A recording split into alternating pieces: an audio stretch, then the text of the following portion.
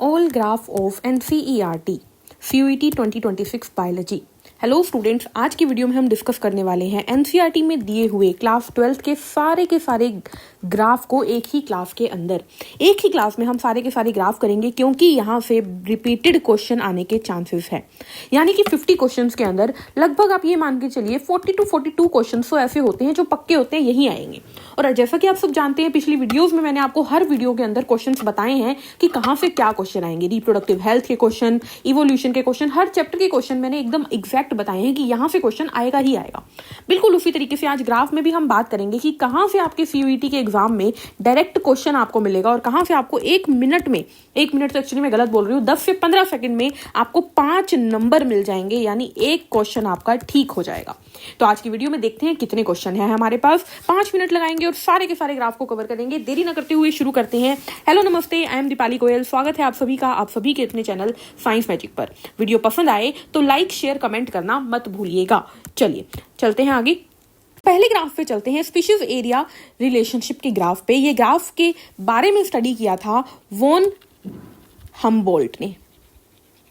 इन्होंने इस ग्राफ के बारे में स्टडी की। इन्होंने एक्चुअली क्या किया, ये घूमने निकल गए साउथ अफ्रीका की तरफ और वहां पर जाकर इन्होंने देखा कि भाई जैसे जैसे एरिया बढ़ रहा है वैसे वैसे स्पीशीज बढ़ रही है। यानी सीधी सी बात है, number of species is directly proportional to area. जितना ज्यादा एरिया होगा उतनी ज्यादा स्पीशीज होगी। ये बात इन्होंने बोली। क्या बोला? Species is directly proportional to area. यानी कि इसको जब हमने नॉर्मल फिगर में बनाया तो यहां पर हमने एक क्या लगा दिया, कॉन्स्टेंट लगा दिया सी नाम से। ठीक है, तो सी हो गया हमारा इंटरसेप्ट। तो F is equal to C A Z. जैसे जैसे स्पीशीज बढ़ेगी एरिया भी बढ़ेगा। ग्राफ आ गया ये रेक्टेंगुलर हाइपरबोला। ठीक है, पहली बात तो ये याद रखनी है। और जब इसी ग्राफ का हमने लॉग वैल्यू निकाली तो ये स्ट्रेट लाइन ग्राफ आया। ये आपको याद रखना है। तो ये ग्राफ क्या बोल रहा है? Species is directly proportional to area. किसने बोला? वॉन हम्बोल्ट ने बोला। और यहां पर रेक्टेंगुलर हाइपरबोला ग्राफ आ रहा है। क्लियर? अगले ग्राफ पे चलते हैं। नेक्स्ट हमारे पास एनसीईआरटी में कुछ इस तरीके से पिरामिड दिए हुए हैं। देखिए, ये पिरामिड किस चीज का है? एनर्जी का pyramid, pyramid of number, pyramid of biomass, again pyramid of biomass. 4 pyramid दिख रहे हैं और आपको एक चीज दिख रही है कि ये अपराइट है, ये भी अपराइट है, ये भी अपराइट है, ये इन्वर्टेड है। तो यहां से आपको क्या पता करना है? आपको पता करना है कि पिरामिड जो होते हैं, पिरामिड 3 टाइप के हैं। एक है नंबर का, एक है एनर्जी का और एक है बायोमास का। नंबर का पिरामिड जनरली एनसीईआरटी के अकॉर्डिंग क्या होता है? अपराइट होता है। एनर्जी का पिरामिड ऑलवेज अपराइट होता है, हमेशा अपराइट, क्योंकि हमें पता है 10% लो। ठीक है। एंड बायोमास का पिरामिड के बारे में जब हम बात करते हैं तो ये टेरेस्ट्रियल जो होता है वो जनरली अपराइट होता है, लेकिन जो इसका एक्वेटिक है वो इन्वर्टेड होता है। तो आपको याद रखना है, पिरामिड सारे अपराइट हैं एक्सेप्ट एक्वेटिक बायोमास। तो कई बार आपको आ जाएगा biomass of pond pyramid is inverted, तो आप बोलोगे बिल्कुल ठीक है, पॉन्ड क्या है? एक्वेटिक। तो ये चीज आपको याद रखनी है। ये चारों ग्राफ आपके डन है। ठीक है, चलिए आगे बढ़ते हैं नेक्स्ट के ऊपर। यहां पर हमें एज पिरामिड दिया हुआ है। एज पिरामिड 3 टाइप के होते हैं, एक्सपेंडिंग, स्टेबल, डिक्लाइनिंग। अब मतलब समझो, एक्सपेंडिंग, स्टेबल एंड डिक्लाइनिंग में 3 चीजों की बात की गई है, pre reproductive, reproductive, post reproductive. Pre reproductive में आ गए बच्चे सारे, रिप्रोडक्टिव में आ गए हम सब, जो ये मान लो कि जो रिप्रोडक्टिव स्टेज में आ जाते हैं, ठीक है, जो बच्चे पैदा कर सकते हैं। पोस्ट रिप्रोडक्टिव में आ गए सारे ओल्ड पीपल, ठीक है, बूढ़े लोग। ठीक है, तो आप पहले ग्राफ में देखिए, एक्सपेंडिंग में क्या हो रहा है? प्री रिप्रोडक्टिव ज्यादा है, तो सीधी सी बात है, और रिप्रोडक्टिव उससे कम और पोस्ट उससे कम। तो सीधी सी बात है, जब प्री रिप्रोडक्टिव ज्यादा है तो आगे की आगे पॉपुलेशन बढ़ेगी या घटेगी? बढ़ेगी ना। तो एक्सपेंडिंग पॉपुलेशन हुई। प्री रिप्रोडक्टिव ज्यादा है तो रिप्रोडक्टिव आगे के टाइम में ज्यादा हो जाएंगे, और रिप्रोडक्टिव ज्यादा होंगे तो उतनी ज्यादा पॉपुलेशन बढ़ेगी। तो ये एक्सपेंडिंग पॉपुलेशन है। क्लियर? स्टेबल में क्या है? जितने प्री रिप्रोडक्टिव है उतने ही रिप्रोडक्टिव है, यानी रिप्रोडक्टिव ने जितनी अभी जनरेशन कर रखी है, जितनी पॉपुलेशन कर रही है, जब उतने ही बाद में प्री रिप्रोडक्टिव रिप्रोडक्टिव में कन्वर्ट हो जाएंगे तो वो भी उतनी ही पॉपुलेशन रखेंगे। यानी जब प्री जो है वो रिप्रोडक्टिव के इक्वल है तो पॉपुलेशन स्टेबल रहेगी। जब प्री रिप्रोडक्टिव से ज्यादा थे तो पॉपुलेशन एक्सपेंडिंग थी।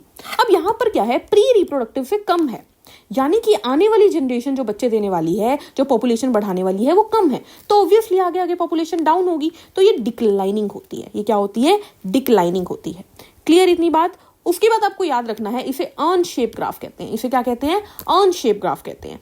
क्लियर? इसे बेल शेप ग्राफ कहते हैं। इसे क्या कहते हैं? Bell shape graph. ठीक है, तो ये था हमारा 3 टाइप का एज पिरामिड। आगे बढ़ते हैं नेक्स्ट के ऊपर। ये हमारे पास है किस चीज का ग्राफ? एक तरफ हमें पॉपुलेशन डेंसिटी दी हुई है और एक तरफ टाइम दिया हुआ है, यानी कि विद टाइम पॉपुलेशन पर क्या इफेक्ट आएगा हम इस ग्राफ में बात करेंगे। अब यहाँ पर ए क्या चीज है? ए है अनलिमिटेड रिसोर्सेस। हमारे पास किसी चीज की कमी ही नहीं है, चीजें ही चीजें हैं दुनिया में। मतलब हर इंसान जो मांगता है उसे मिल रहा है। खाना मांग रहा है, खाना मिल रहा है। पानी मिल रहा है, पानी मांग रहा है, पानी मिल रहा है। शेल्टर मांग रहा है, शेल्टर मिल रहा है। यानी कि सीधी सी बात है, सब कुछ मिल रहा है तो पॉपुलेशन बढ़ती जाएगी। कोई दुख ही नहीं है दुनिया में, पॉपुलेशन बढ़ती जा रही है, बढ़ती जा रही है, बढ़ती जा रही है, बढ़ती जा रही है। इस ग्राफ को बोलते हैं एक्सपोनेंशियल ग्राफ और इस कर्व को बोलते हैं एक्सपोनेंशियल कर्व। इतनी बात याद आई? इतनी बात समझ में आई? यहाँ पर dn/dt यानी population density with time directly proportional to population है, यानी पॉपुलेशन बढ़ती ही जाएगी। ठीक है, लेकिन बी क्या है? Limited resources.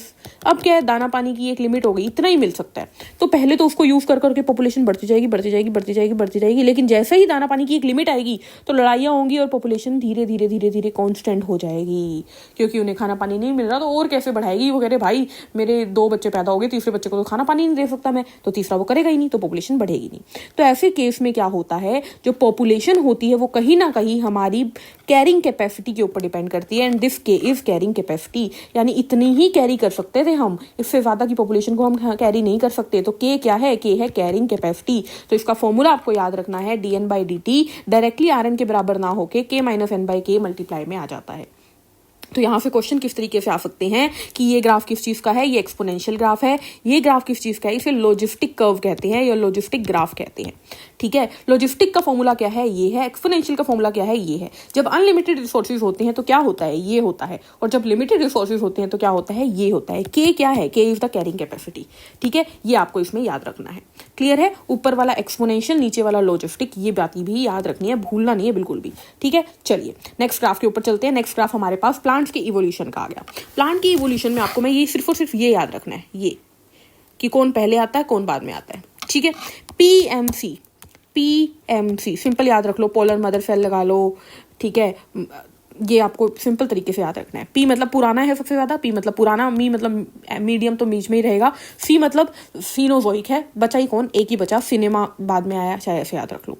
ठीक है, अब बात करते हैं इसकी। इसको कैसे याद रखोगे? देखो इसको कैसे याद रखोगे? इसको याद रखोगे, सीलू ने देव से कार चलाने की परमिशन ली।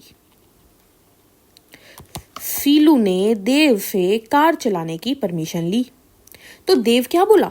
देव बोला तू जरा क्रेटा चला के देख, तू जरा क्रेटा चला के देख। तो सीलू ने क्या बोला? Thank you. सीलू ने बोला थैंक यू। क्या बोला?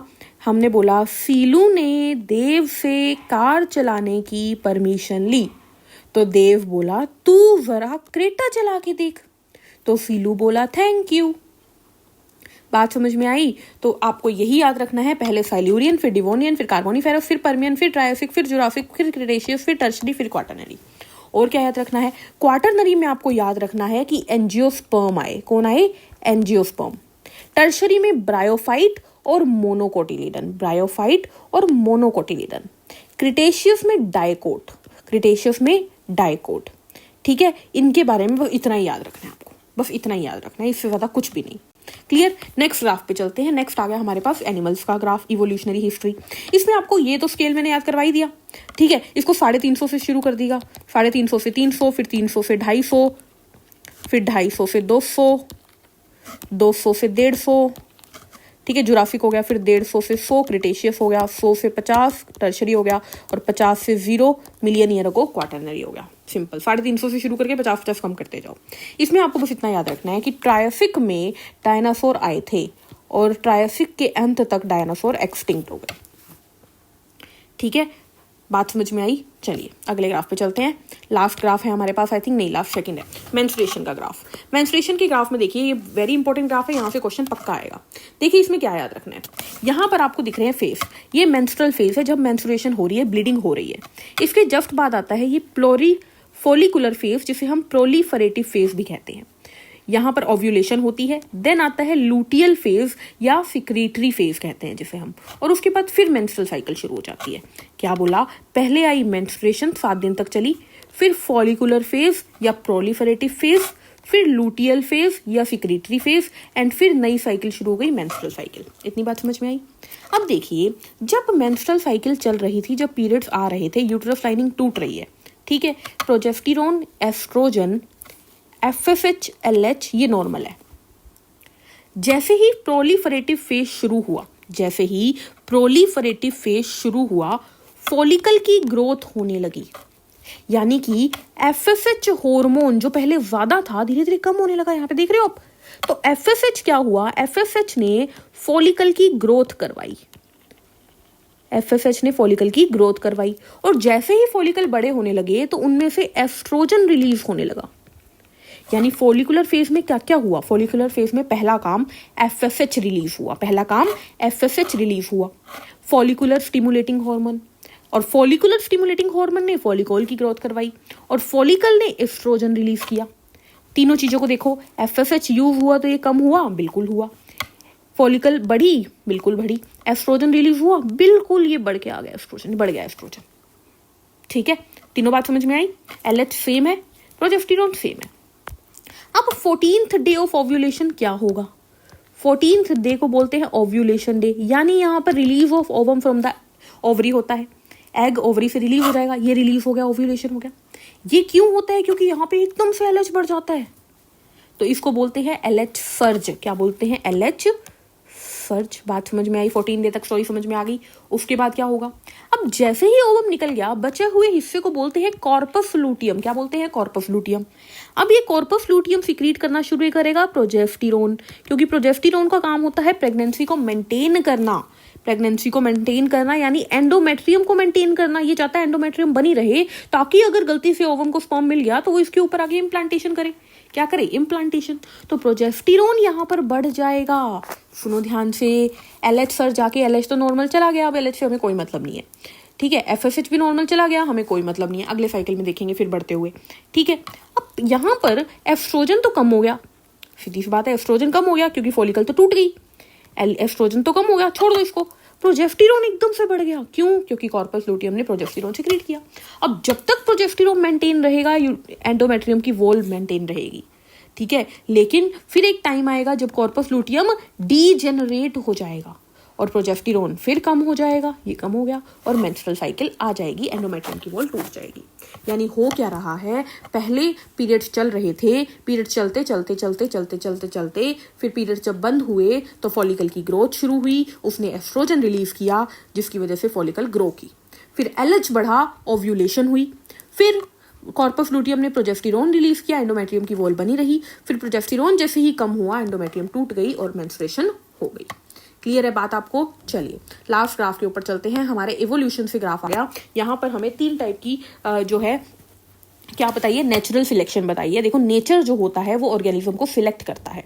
अब देखिए, ये नेचर का नॉर्मल नेचर है, मतलब नॉर्मल नेचर है ये। ठीक है, अब नेचुरल सिलेक्शन में क्या होता है, 3 चीजें होती है।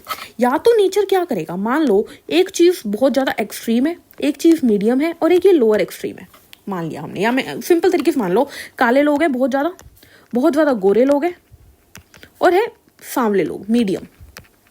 ठीक है, 3 टाइप के लोग हैं, बहुत ब्लैक, बहुत वाइट और नॉर्मल। ठीक है, ब्रिटिश। अब क्या हो गया, अगर नेचर कहे मैं जो है वो मीडियम को ग्रो करवाऊंगा ज्यादा, तो ऐसी ग्रोथ क्या होगी, स्टेबल होगी ना, किसी कोई लड़ाई नहीं, कोई कुछ नहीं। ठीक है, लोगों को ये लगेगा ही नहीं कि मैं काला हूं, मैं गोरा हूं, सब एक जैसे, स्टेबल ग्रोथ। इसे स्टेबिलाइजिंग कर्व कहते हैं। बीच में ये मीन वैल्यू को चूज करता है। ठीक है, ये नेचर ने एक काम कर दिया। दूसरा नेचर क्या कह सकता है, नेचर कह सकता है मैं सिर्फ कालों को ग्रो करवाऊंगा या मैं सिर्फ गोरों को ग्रो करवाऊंगा। यानी नेचर ने कहीं ना कहीं एक तरफ साइड ले ली, एक की साइड ले ली, एक का डायरेक्शनल ले लिया, यानी इसे बोलेंगे डायरेक्शनल ग्रोथ। जब कोई एक वन एक्सट्रीम चूज हो जाए, ये ग्राफ ऐसे हो सकता है। देखो, ये अभी बीच में है ना, इसी ग्राफ का वर्जन बताऊं तो अगर ये इधर से शुरू हो जाए और ऐसे चला जाए तो ये एक काले वाला ले लिया और ये गोरे वाला ले लिया, एक्सट्रीम ले लिया। ठीक है, और मीडियम में क्या था, मीडियम में लगभग यहाँ पे था। ठीक है, अब क्या हुआ, नेचर कहता मैं मीडियम लूंगा ही नहीं, मैं सारे काले और सारे गोरे लूंगा। यानी कि उसने बोला कि मैं दोनों एक्सट्रीम वैल्यू लूंगा, टू एक्सट्रीम लूंगा, अब बैलेंस खत्म हो जाएगा, इतनी ज़्यादा लड़ाइयाँ हो जाएगी, कार्यगोलों का बहम हो जाएगा। तो डिस्ट्रप्टिव सिलेक्शन है, नेचर ने ये क्या कर दिया, कांड कर दिया। ठीक है, तो इसमें क्या हुआ, दो एक्सट्रीम चूज हो गई, यानी ग्राफ कुछ इस तरीके से, ये भी आ गया और ये भी आ गया। ठीक है, ये देखो ये भी आ गया और ये भी आ गया, ये डिस्ट्रप्टिव हो गया। तो these are the 3 types of natural selection and पक्का पेपर में क्वेश्चन आएगा। अब देखो क्वेश्चन बताती हूँ, यहां से एक क्वेश्चन पक्का, एक क्वेश्चन पक्का, यहां से एक क्वेश्चन पक्का, 2 क्वेश्चन हो गए। आ जाओ, इसको मैं स्किप कर सकती हूँ, इसको मैं स्किप कर सकती हूँ। यहां से एक क्वेश्चन पक्का, 3 क्वेश्चन हो गए अभी तक इस वीडियो में। यहां से एक क्वेश्चन पक्का, 4 हो गए। बस 4 क्वेश्चन की मैं गारंटी दे रही हूँ इस वीडियो के अंदर कि इस वीडियो से आपको 4 क्वेश्चन आपके पेपर में मिलेंगे ही मिलेंगे, यानी 20 नंबर आपको मिलेंगे ही मिलेंगे। 10 मिनट में 20 नंबर कोई माड़े नहीं है, लेकर जाइएगा। मिलते हैं नेक्स्ट वीडियो में नए टॉपिक के साथ, तब तक के लिए हंसते रहिए, मुस्कुराते रहिए। Take care, thank you, bye bye.